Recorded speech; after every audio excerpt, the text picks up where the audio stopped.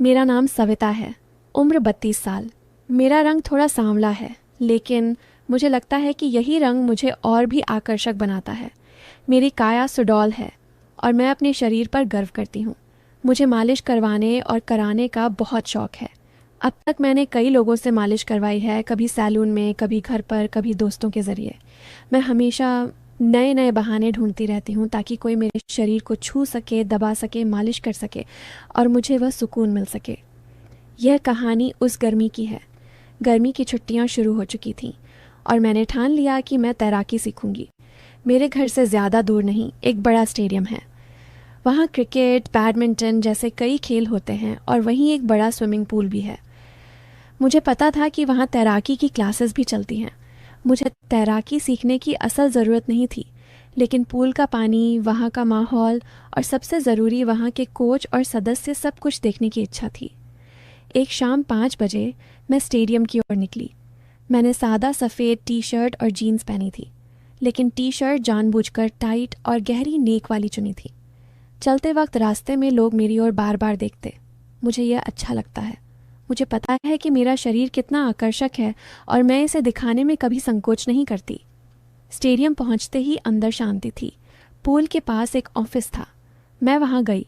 अंदर एक आदमी बैठे थे, उम्र लगभग 50 साल, लेकिन शरीर मजबूत, चेहरे पर मुस्कान। उन्होंने मुझे देखते ही उठकर स्वागत किया। नमस्ते, क्या मदद करूं? उन्होंने पूछा। मैंने कहा कि मैं तैराकी क्लास ज्वाइन करना चाहती हूँ। बातों बातों में पता चला कि वही मुख्य कोच हैं, नाम रामेश्वर, लेकिन सब उन्हें रामेश्वर सर कहते हैं। दूसरा कोच है सुरेश, असिस्टेंट कोच। फीस के बारे में बात हुई। फीस बहुत कम थी, महीने के सिर्फ 800 रुपये। मैं तुरंत तैयार हो गई। मैंने पूछा, सर क्लास किस समय होती है? उन्होंने कहा, शाम को 5 बजे लेडीज़ बैच है, सुबह मिक्स्ड बैच होता है। मैंने फिर पूछा, वर्तमान लेडीज़ बैच में कितनी महिलाएं आती हैं? वे मुस्कुराए और बोले, अभी सिर्फ 2 महिलाएं आती हैं, लेकिन वे रेगुलर नहीं हैं, कभी आती हैं कभी नहीं। यह सुनकर मुझे मन ही मन खुशी हुई। कम लोग मतलब ज़्यादा ध्यान, ज़्यादा मदद और ज़्यादा सुकून। मैंने तुरंत फ़ीस भरी और घर लौट आई। लौटते वक्त रास्ते में एक स्पोर्ट्स शॉप दिखा। मैं अंदर गई और एक स्विमिंग कॉस्ट्यूम खरीदा, काले रंग का 2 पीस। ऊपरी हिस्सा पतला सा, निचला हिस्सा हाई कट। घर आकर मैंने उसे पहन कर देखा। Perfect fitting.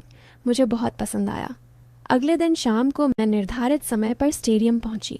मैं पहले से ही स्विमिंग कॉस्ट्यूम पहनकर आई थी, ऊपर सिर्फ एक पतला शर्ट डाला था। बैग रखी और शर्ट उतारकर बाहर आई।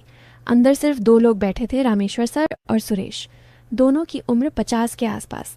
मैंने उन्हें नमस्ते कहा। मैंने पूछा, सर आज कोई नहीं आया?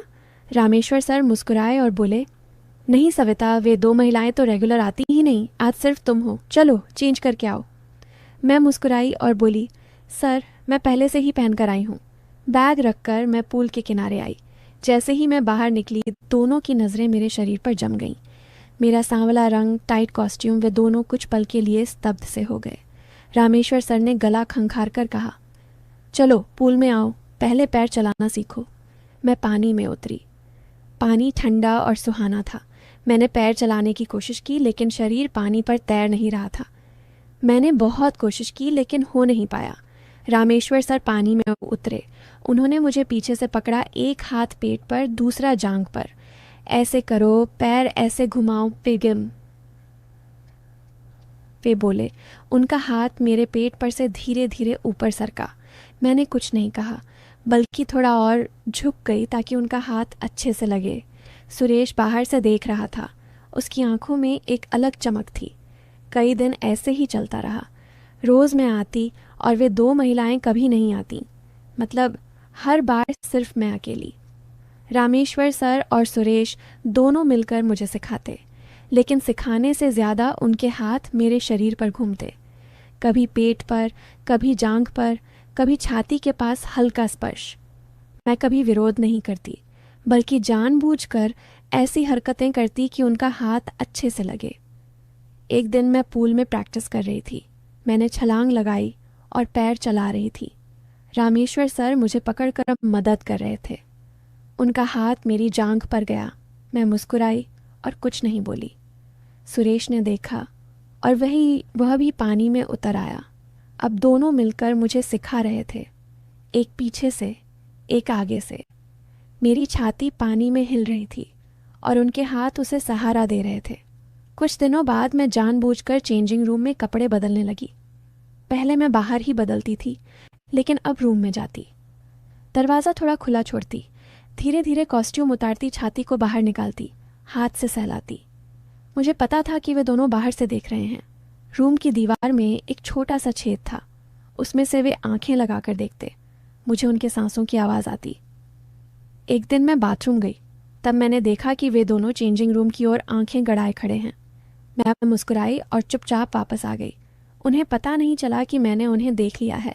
उसके बाद मैं रोज़ उस रूम में बदलने लगी, कभी बिना अंदरूनी कपड़ों के, कभी हल्के कपड़ों में, कभी पूरी तरह खुलकर।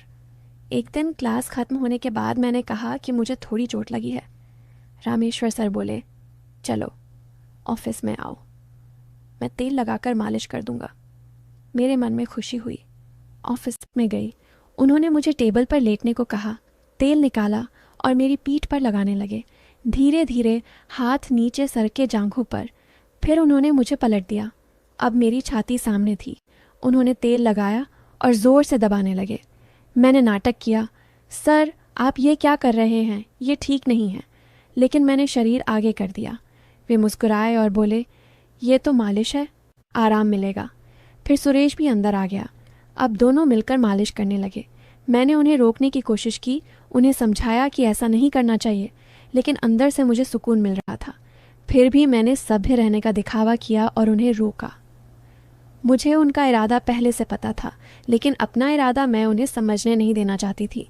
ऐसा महीनों चलता रहा। अब मुझे पैर चलाना अच्छे से आने लगा था। रामेश्वर सर के हाथों से पकड़े रहने पर मेरा शरीर पानी पर तैरने लगा। उनका एक हाथ मेरे पेट पर था, दूसरा जांघ पर। उनके गर्म हाथ मेरी सांवली त्वचा को छू रहे थे और मुझे एक अलग तरह की सिहरन हो रही थी। सुरेश बाहर से देख रहा था, उसकी आंखों में लालच दिख रहा था। रामेश्वर सर बोले, सविता ऐसे ही करो, रोज़ ऐसी प्रैक्टिस की तो जल्दी सीख जाओगी। मैं मुस्कुराई और हामी भरी। मन में सोचा, यह प्रैक्टिस मुझे कहाँ ले जाएगी। उस दिन से रोज़ शाम 5 बजे मैं स्टेडियम आने लगी। वे 2 महिलाएं कभी रेगुलर नहीं आईं, कभी एक आती, कभी दूसरी, लेकिन ज़्यादातर समय मैं अकेली ही होती। रामेश्वर सर और सुरेश दोनों मिलकर मुझे सिखाते, लेकिन सिखाने से ज़्यादा उनके हाथ मेरे शरीर पर घूमते। कभी पैर चलाते वक्त जांघ से ऊपर हाथ सरक जाता, कभी पेट से छाती के नीचे रुक जाता। मैं कभी विरोध नहीं करती, बल्कि जानबूझकर ऐसी हरकतें करती कि उनका हाथ अच्छे से लगे। मेरी छाती स्विमिंग कॉस्ट्यूम में हिलती और वे दोनों टकटकी बांध कर देखते। कई दिन ऐसे ही बीते। मैं रोज़ नया नया स्विमिंग कॉस्ट्यूम पहनकर आती, कभी लाल, कभी नीला, कभी पीला, सब टाइट और आकर्षक, पीछे का हिस्सा खुला।